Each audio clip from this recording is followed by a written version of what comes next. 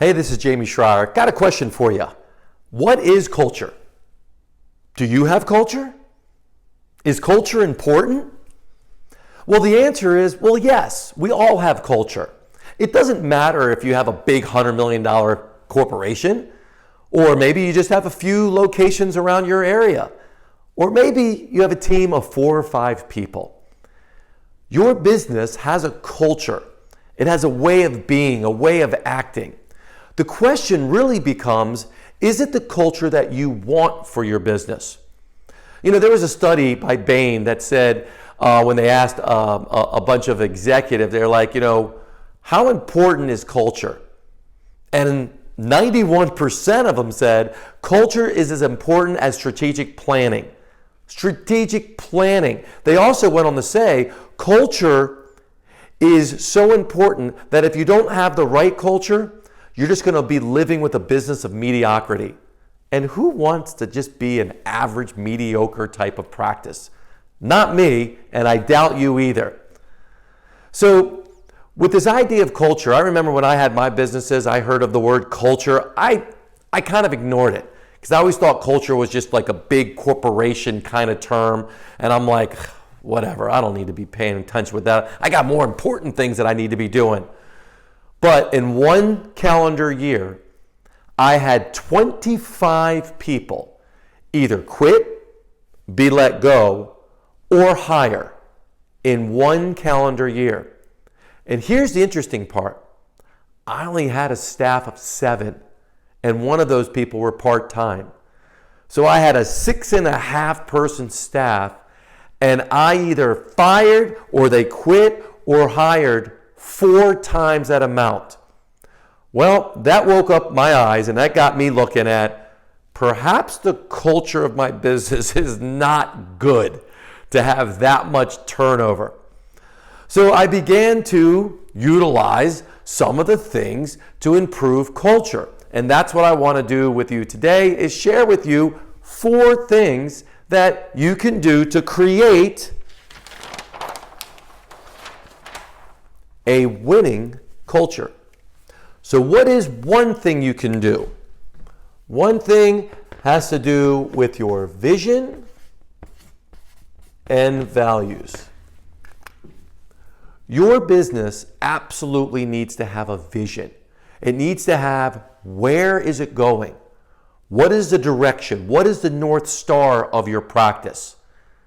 And your business also needs to have values. What do you believe? What are the things that we all can share and believe in together? As the owner, only you can create the vision of the company and the values of the company.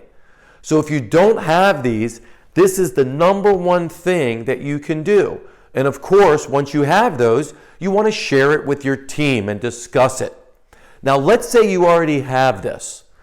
If you already have a vision and values, you want to do what's called an audit. You can survey, depending on how big your company is, you can survey your people.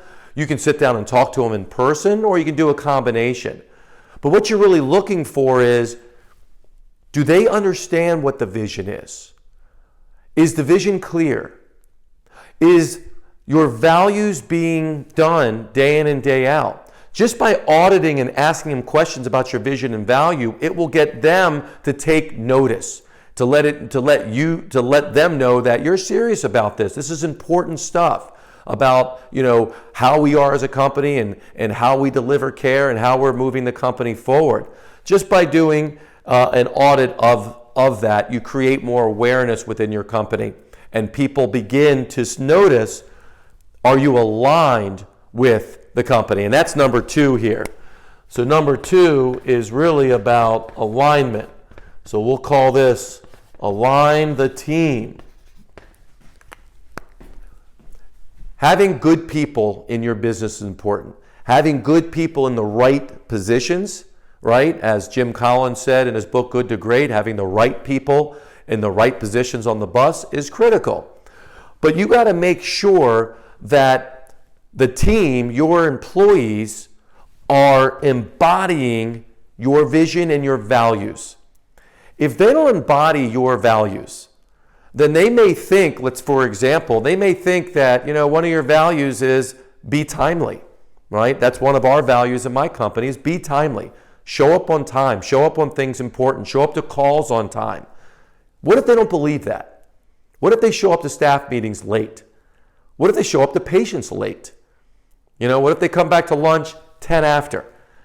How would that affect the culture, especially if they're in a leadership or management position? So making sure that your team is aligned with the values. And if not, are they willing to learn? Are they coachable? Or are they really going to have a difficult time breaking old behaviors? Because if they're going to have a tough time breaking old behaviors, then it may not be the right person for that position. Number three is all about targets. And another way of expressing targets is expectations. Does your staff have clear targets? We like to call them success metrics. What is expected of them in the position that they're in? What is expected of them as an employee of your company? What's expected of them in the position that they're in your business? Being clear on this helps create culture because it helps empower the person. If someone isn't clear on what's expected of them, if someone isn't clear on what the success metrics of the position, then how do they know they're doing well? They have to ask you. They have to come to you. They have to wait for a year review where they come in, performance review when they come in, which everyone hates, and you have to tell them you're doing good, you're doing okay, you're doing better. They shouldn't have to wait a year. They should know week in and week out, month in and month out, what's expected of them. So having clear targets and having clear expectations. If you do not have that for each of your staff members, that is something that you want to do. And then finally, the fourth thing is communication and celebration. You cannot over-communicate your vision, your values, communicating expectations, providing feedback and support to your staff. I've never met a practice owner that communicates too much. Most of the time, we're up here. We think a lot. We have lots of ideas, but we don't actually communicate them. We say it one time and we think our staff should remember what we said, 2 months ago. We need to be communicating this on a regular basis. So that's communication. Celebration, we got to celebrate. We got to praise. We got to recognize people for their wins, for their accomplishments, for their progress, either as individuals and as company as a whole. Celebrate. People that celebrate, have that culture of celebration and fun, there's increased retention. You want to be a part of that. So celebration is a huge, huge thing. So 4 ways to create a winning culture. Develop your vision and values. If you have them already, then do an audit and see how they're resonating with your people. Align the team. Make sure your team buys into this. Make sure that your employees of your team are willing to change and develop these new habits instead of hold on to their old habits that aren't serving the business. Make sure there's targets and clear expectations of each member of your team.